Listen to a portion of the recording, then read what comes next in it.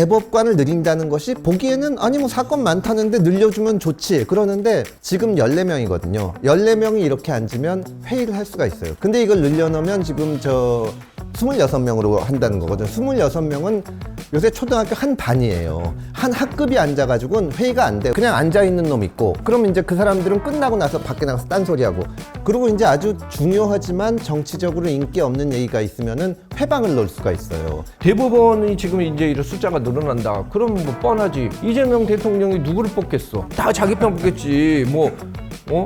우리 남구이 같은 애들, 현지 누나 좋아하는 남구이 같은 애들을 나중에 대법관 시킬 거란 말이야. 일단 민주당 주도로 이른바 사법개혁 3법이 그 주말 사이 통과됐잖아요.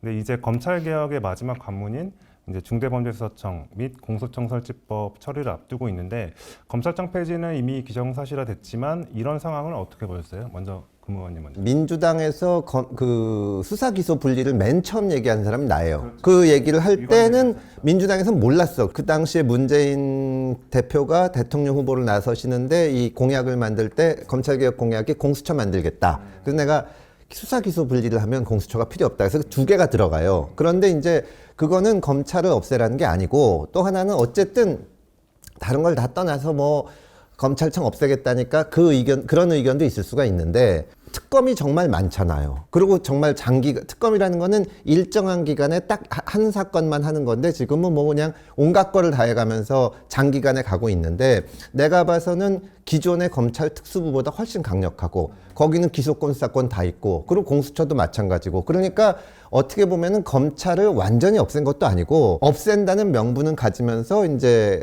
자기들이 원하는 어떤 강력한 수사 기소권을 갖춘 기관은 특검이라는 형태로 하고 있고 원하면 얼마든지 할 거잖아요 지금도. 그래서 이거는 앞뒤도 안 맞는다고 생각을 합니다. 민주당 안에서 보면은 탈레반들이 있어요. 설치는 애들. 그 탈레반들이 지금 하고 있는 것 중에 이게 민주당 탈레반들의 문제가 뭐냐면 사법제도나 형사사법제도나 이런 제도라는 게 한 2000년 동안 사람이 이거저거 다 해보고 그렇죠. 그런 다음에 지금 만들어 놓은 거거든. 그 과정에서는 결국 깨달은 게 뭐냐면 사람은 정의를 알 수가 없구나. 그러니까 정의를 안다고 설치는 게 매우 위험한 거구나. 이렇게 해서 이제 만들어 놓은 거야. 탈레반들은 그게 아니거든. 일단 자기들이 생각하는 게 다 맞다고 생각해. 내가 보기에는 지나가다가 유튜브 한번 듣고 그러면 그게 이제 정책으로 나오는 거야. 네. 그래서 지금 얘네들이 지금 하고자 하는 것은 쉽게 말하면 그 유튜브 보고 나서 지금 뇌수술 하겠다고 지금 칼 잡고 지금 사람 뇌수술 하는 거라고. 결국은 나는 어떻게 생각하냐면 우리나라 사법제도에 있었을 때 이른바 킬링 필드가 일어나지 않을까라고 생각을 하는데 주로 피해자들은 돈 없고 힘없는 사람들만 되겠지. 근데 이제 왜 아무 말도 안 하느냐는 거야. 여기에 대해서. 왜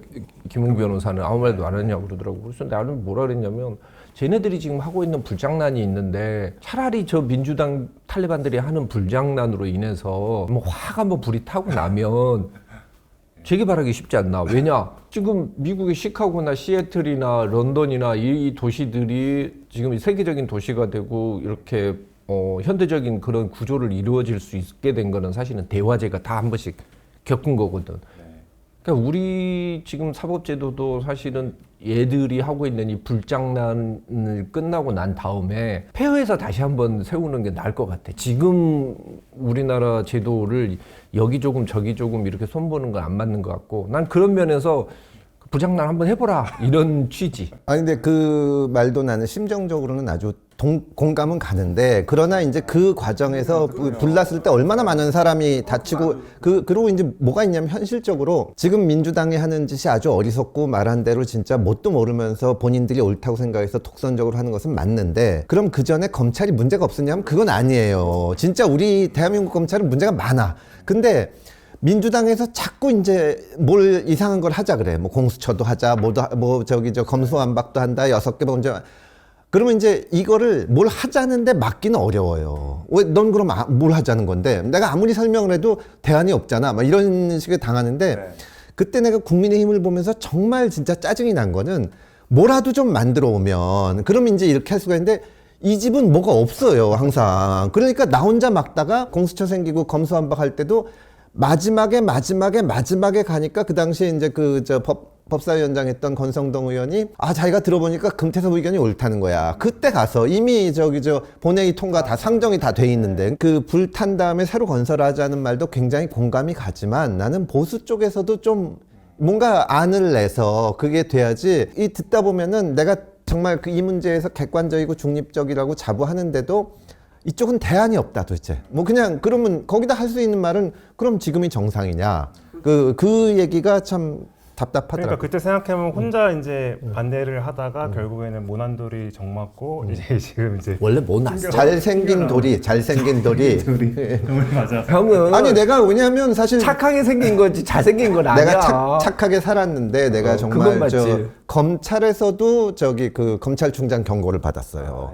근데 그 직전에 검찰총장 표창 받고 경고 받았는데 민주당 와서도 내가 추미애 이해찬 대표 표창을 연달아 받은 아주 거의 없는 사람인데 그 다음에 경고를 받고 보니까 사람 삐뚤어지지.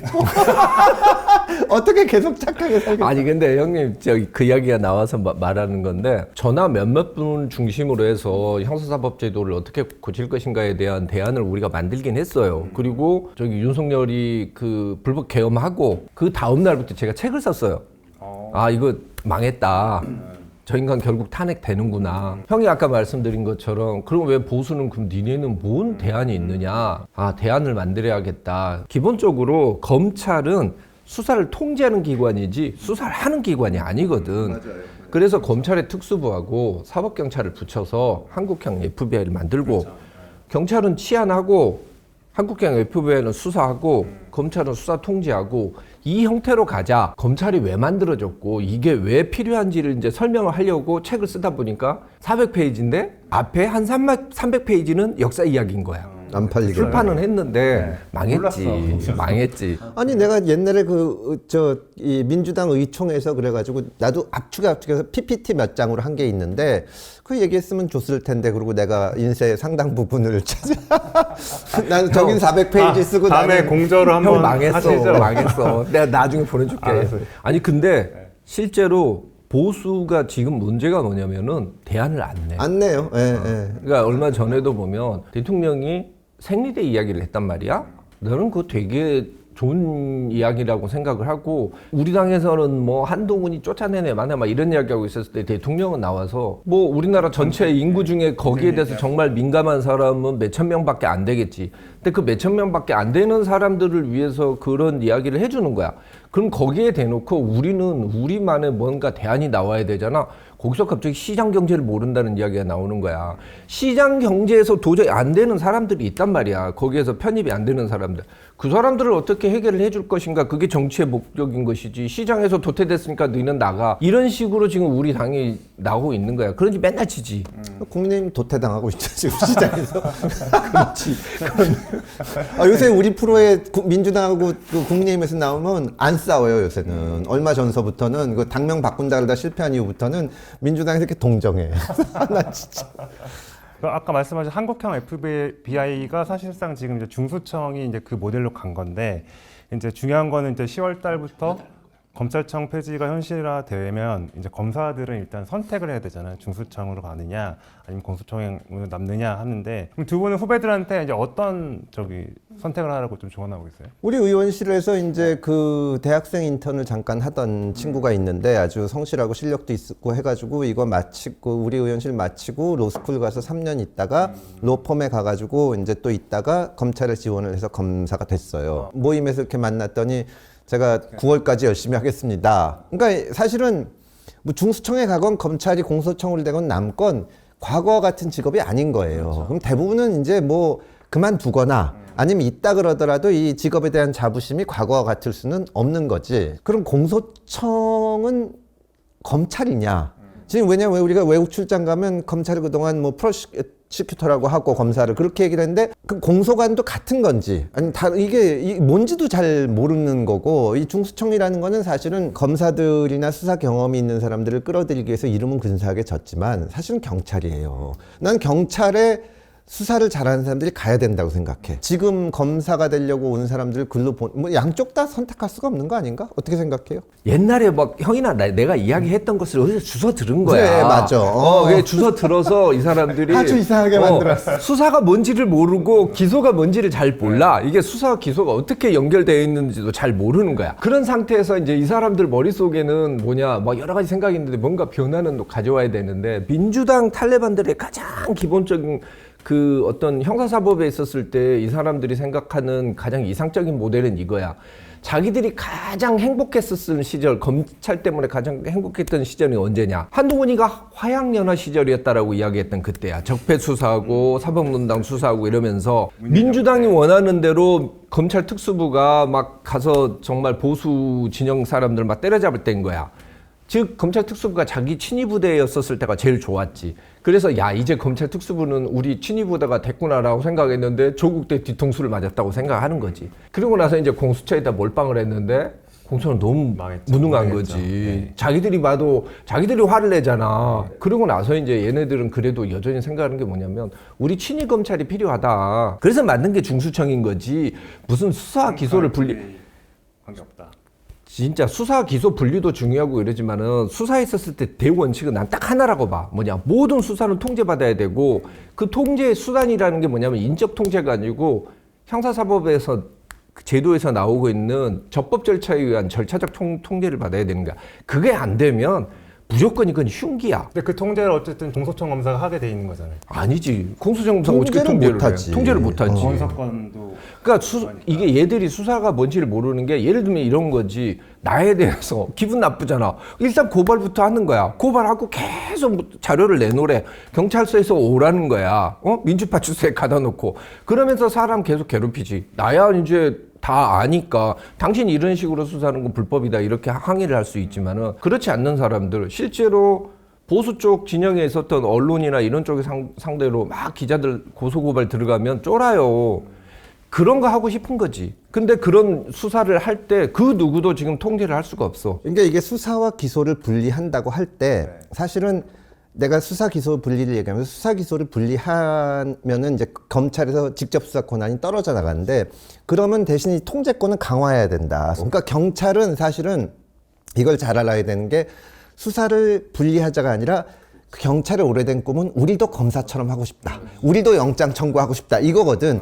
그래서 수사 그 지휘권을 없앴어요. 그리고 수사 기소를 분리해 놓으니까 통제가 안 되는 거야. 그 다음부터는. 한편으로는 권한을 남용하면 지멋대로 할 수 있는 거고, 한편으로는 어디 물어볼 수도 없어요. 그러니까 이제 좀 복잡한 사건이나 법리적으로 어려운 거 검찰 예전 같으면은 전화해서 이거 어떻게 하는 겁니까 물어보는데, 지금은 검찰에서도 뭐 내 사건도 아닌데 네가 알아서 하세요 그러는 거지. 그러니까 사건 처리가 안 되는 거잖아요. 사건 처리가 안 돼요. 미제는 그러니까 쌓이고. 그리고 이제 자존심 상해서 묻기도 싫으니까 처박아 두면 검찰도 저기 처박혀 있는지 마는지 아무 상관도 없으니까. 그러니까 진짜 범죄 피해자들이 죽어나고 시간 걸리는 거죠. 그럼 앞으로 뭔가 하여튼 지금 이 제도가 올해 10월부터 이제 바뀌는데 부작용이 엄청 날 거 아니에요.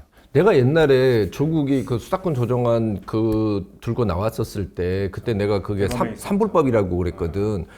서민한테 불리하고 국민한테 불편하고 수사기관은 불공정하게 힘이 세질 것이다 라고 이야기를 했어. 그때 그 조국이랑 뭐 그쪽 사람들이 뭐라 했냐면, 이제 형사사법 제도나 고소 고발하면 쉽고 빠르고 공정하게 사건 처리될 것이다라고 다 이야기를 했어. 그렇게 되나 안 되나 지켜보라고 이야기를 하면서 나한테 막 협박까지 했단 말이야. 근데 지금 결과가 어떻게 됐냐고. 사실은 지금 변호사들은 좋지. 변호사들은 되게 좋은 게, 뭐 형님 뭐 실무를 안 하셔서 잘 모르시겠지만은, 우리 하는 사건 중에 지금 새로운 시장이 열린 게 뭐냐면 이의신청이야. 경찰에서 다 불송치를 했단 말이야. 옛날엔 경찰에서 무혐의 의견이면 그게 검찰에 넘어가서 검찰에서 어찌됐든 그걸 봤어. 근데 이제는 그냥 그게 끝나는 거야. 경찰 그거를 불송치 의견을 이의신청을 하려고 하면은 이젠 변호사를 선임을 해야 돼. 그래서 변호사 이의신청해달라고 찾아오는 변호사들이 엄청 많아요. 근데 우리 입장에서는 야, 이게 정말 노다진 거야. 왜? 수사를 아무것도 해놓은 게 없거든. 근데 문제는 뭐냐? 그럼 이의신청은 대부분 받아들여져. 그럼 받아가지고 경찰 기분 나쁘니까 안 하는 거야. 안 하지. 안 하는 거야. 그래서 내린 결론은 뭐냐면, 돈을 버는 것보다 마음이 편해야 되니까 피해자 대리는 하지 말자요. 왜? 사건 처리가 안 돼. 아니 그러니까 이게 그 자꾸 탈레반 얘기를 하는데 탈레반들 보면 진짜 어떠냐면 내가 이 방송 토론에 나가서도 이 얘기를 해요. 예전에는 그 검찰하고 경찰이 이렇게 연결이 돼 있으니까 검찰에서 영장 청구를 하면은 이게 되는데 경찰이 수사하더라도 지금은 이렇게 띄어놨으니까 경찰은 영장 청구권이 없지 않냐. 이걸 어떻게 하냐. 그러면은 굉장히 어떻게 보면 또 순진해서 아니 검사들이 지금까지는 그랬지만 앞으로는 경찰에 와가지고 수사하는 걸 지켜보면서 거기서 협력해서 영장 청구도 하지 않겠냐. 해서 검사가 미쳤냐. 자기 공도 아닌데. 사실은 방금 얘기한 게 아주 핵심을 찌르는 게 이의 신청 받아서 하다가 경찰관들이 기분 나쁘면 처박아 둔단 말이에요. 사람이라는 게 기분 나쁘고 그다음에 공 세워서 출세하고 싶고 이게 본성인데 그거를 어떻게 통제하고 그거를 이용해서 사건을 하게 만드느냐. 이렇게 해야 되는데 지금은 일단 지금 검사들은 다 나쁘다고 했다가 지금 만드는 제도대로 하면은 작동이 안 될 텐데 어떡하나요? 그럼 또 이 검사들 굉장히 천사 같은 존재로 생각해. 자기 사건도 아니고 자기 공도 아닌데 거기 가서 협력해서 할 거라는 거야. 검사들이 선의를 믿는데 그때. 그러니까 난 진짜 이게 무슨 이재명 정부의 검사는 다릅니다. 문재인 때도 그랬거든. 진짜 작동이 안 할 거예요. 아니 결국은 보안수사도 보안수사권이라 그러잖아.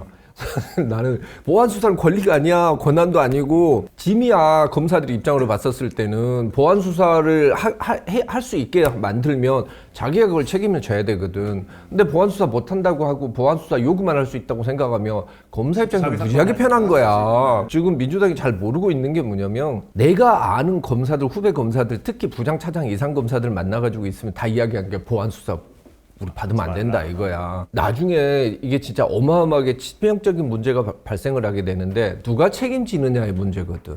아니 대통령도 그 이야기를 하잖아. 공소시효에 임박했어. 뭐 예를 들면 야 이게 절도 사건인데 공소시효가 오늘 끝나.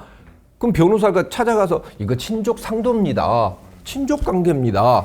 한마디에 그러면 검사가 전화해서 물어볼 수 있든지 주민등록 등본 띄어서 이렇게 확인할 수 있잖아. 그게 보안수사야. 보안수사가 뭐 별게 아니거든. 그걸 못하는 거지 이제는. 그럼 어떻게 해야 돼? 경찰에 보내야 돼. 공소시효가 오늘 만료가 되는데. 방법이 없어. 이런 일들이 예상치 못한 일들이 이제 엄청나게 터져 나온다고. 그게 터져 나오고 난 다음에 사람들이 그제서야 이제 내가 했던 말들을 들어줄 거야. 소크라테스는 왜 죽었는가를 그제서야 읽어주고. 죽은 다음에 무슨 소리? 그렇네. 자, 검찰개혁도 검찰개혁이지만 또 이제 사법개혁이 또 그 이제 얘기를 좀 해볼게요. 일단 사실 이름부터가 이게 사법개혁이 맞는 건지 국민의힘에서는 사법 파괴라고 하잖아요. 두 분은 어떻게 생각하세요? 내가 생각엔 실제로 가장 큰 문제는 대법관 증원이라고 생각을 합니다. 왜냐하면 대법관을 늘린다는 것이 보기에는 아니 뭐 사건 많다는데 늘려주면 좋지 그러는데 지금 14명이거든요. 14명이 이렇게 앉으면 회의를 할 수가 있어요. 그리고 우리가 정말 우리나라에서 그 뭐 독재 권위주의 시절 어려웠던 시절 소수자 보호에서 이 14명이 참 많은 활약을 했어요. 근데 이걸 늘려놓으면 지금 26명으로 한다는 거거든. 26명은 요새 초등학교 한 반이에요. 한 학급이 앉아가지고는 회의가 안 돼. 그냥 앉아있는 놈 있고. 그러면 이제 그 사람들은 끝나고 나서 밖에 나가서 딴소리하고. 그리고 이제 아주 중요하지만 정치적으로 인기 없는 얘기가 있으면은 회방을 넣을 수가 있어요. 이제 나 한마디 쟤 한마디 하면은 논의 자체가 안 돼. 대법원을 힘을 잃게 하겠다는 거예요. 내가 옛날에 보수를 보면서 참 감탄한 적이 뭐가 한 번 있었는데 MBC가 그 보수 정부 때 말을 잘 안 들었잖아요. 그러니까 이명박이 딱 대통령이 되더니 MBC를 자기 쪽 편으로 돌리는 게 아니라 MBC를 망쳐버렸어. 그냥 이상한 사장 보내고 그냥 드라마나 하게 하고 지금 법원을 그렇게 만들려요. 힘을 하는 거 얘기가 선출되지 않은 권력이다 어쩌고 하는데 근데 법원을 왜 선출되지 않은 사람들을 시키냐 하면 인기 없고 소수자를 보호하라는 건데 진짜 이 범죄를 저지르는 사람 무슨 뭐 힘없는 사람 뭐 이런 사람들을 지키는 임무가 없어지는 거기 때문에 나는 이 대법관 증원이 정말로 치명적인 결과를 가져올 거고 우리 역사가 어떻게 맹목적으로 한 방향으로 나가게 하는 작용도 하지 않을까 대단히 걱정스럽습니다. 저도 역시 우리 태섭이 형의 저 탁견 내가 이렇게 좋아하는 이유가 있다니까. 사실은 이 세 가지 법 중에서 나는 재판소원제는 2007년부터 공개적으로 재판소원제도를 찬성을 했고 재판소원은 반드시 있어야 된다고 주장을 해왔어. 그리고 법 왜곡죄는 그래 이런 거 만들어라. 그래야 국민의힘한테 유리하다. 정의로운 판사 검사들이 정말 고통을 많이 당하겠지. 하지만 우리 당 입장으로 봤었을 땐 국민들이 보고서 아 민주당은 저런 당이구나라는 것을 가장 명확하게 보여줄 거야. 민주당이 생각하는 가장 수사 잘하는 경찰은 백혜룡이고 가장 수사 잘하는 검사는 이문정이란 말이야. 그렇게 수사 안 하는 사람들은 다 법 왜곡죄로 고발을 할 거야. 그럼 엄청 고통을 받겠지. 사람들이 보면서 아 민주당은 저거는 또라이들이구나. 쟤들은 탈레반 맞구나 라고 생각할 거야. 그래서 나는 우리 당한테 이거는 참 우리 당을 살리는 법이 될 것이다 라고 생각하는 것이고, 재판소원 제도라는 것도 법리적으로 따지고 봤었을 때 공권력의 뭐 작용 부작용으로 인해서 국민의 기본권이 침해가 받고 다른 구제 절차가 없었을 때 헌법 소원으로서 구제를 받아보자라고 하는데, 공권력이라는 거 한 것은 입법, 사법, 행정이 있어. 네. 그럼 입법에 의한 침해도 있고 행정에 의한 침해도 있는데 사법에 의한 행정 침해가 왜 없어? 대법원 자신들도 이번에도 막 재심을 하잖아. 그럼 그거는 재심은 뭐냐? 자기들이 잘못됐다는 걸 인정을 하는 거야. 지난번에 보시면 알겠지만은 이재명이 대법원 가서 그렇게 살려주는데 그런 대법원을 어떻게 믿어, 사실.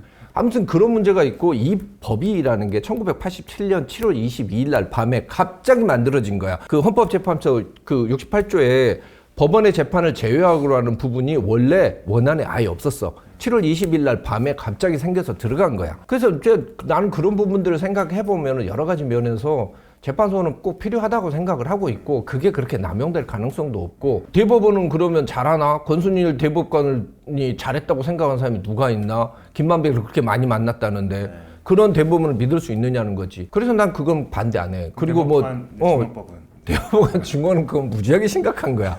옛날에 프랭클린 루즈벨트도 그랬고 도널드 트럼프도 그렇고, 대부분 뭐냐면 행정부가 힘이 과대해졌고 자신이 완전히 넘쳤었을 때 그때 늘 들고 나왔던 것들이 뭐냐면은 대법관 증언 이야기가 나온단 말이야. 사실은 그걸 통해서 사법부까지 장악을 하겠다라고 나오는 건데, 우리나라 헌법뿐만 아니라 전 세계에서 지금 이제 일본 공산주의 국가 빼고 나머지는 다 권력을 분립해야 된다고 생각을 하고 있거든. 그리고 이 제도는 미국에서도, 미국이 그렇게 일반적인 판사들 같은 경우에는 뭐 과반수 이상의 주에서 선출을 해요. 하지만 연방이나 각 주의 대법관들은 선출로 뽑는 게 아니야.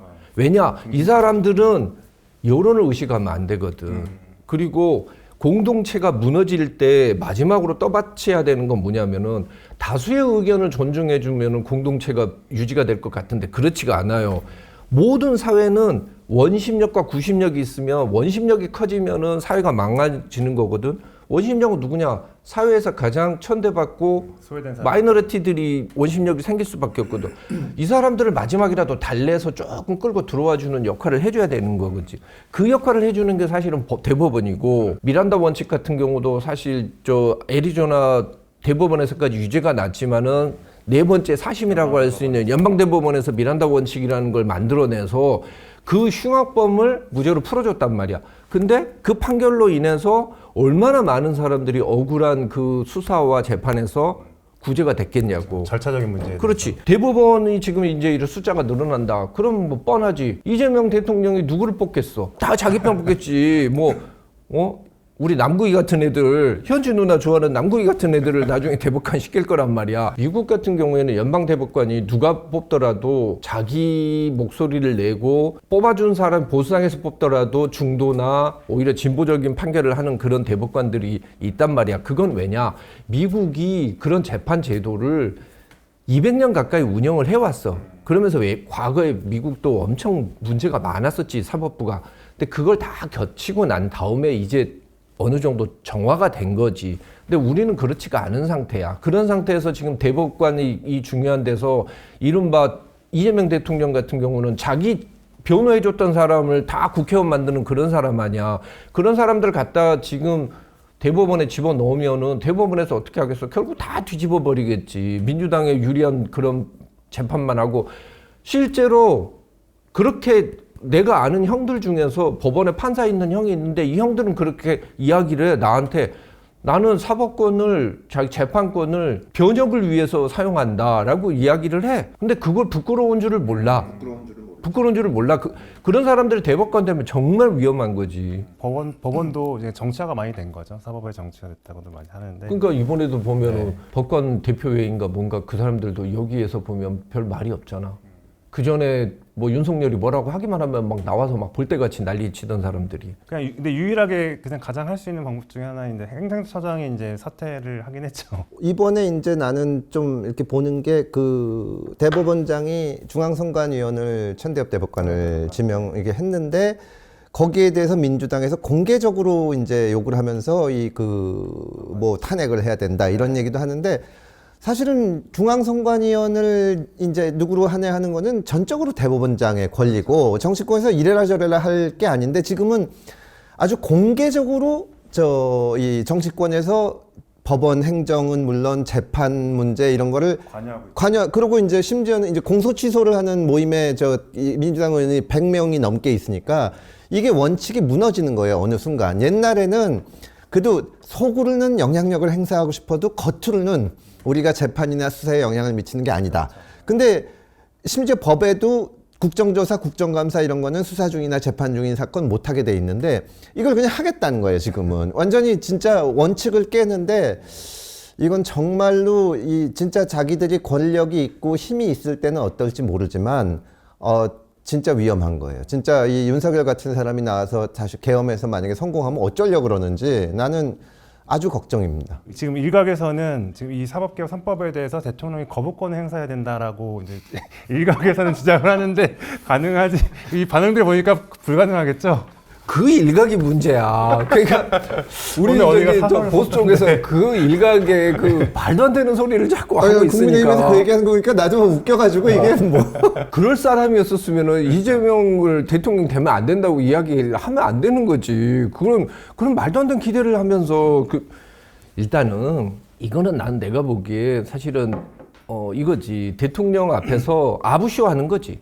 아부쇼 하는 거고 옛날에 무슨 드라마에서 그게 있잖아. 바람 피우고 나서 걸리고 나니까 사랑하는 게 죄는 아니잖아 라고 이야기하는 거나 똑같아요. 대통령이 지금 사실은 공소취소 모임을 바라보고 있으면서 너무너무 즐거울 거고 대통령이 내가 봐서 지금 머릿속에 가장 큰 짐으로 남아있는 건 그거거든.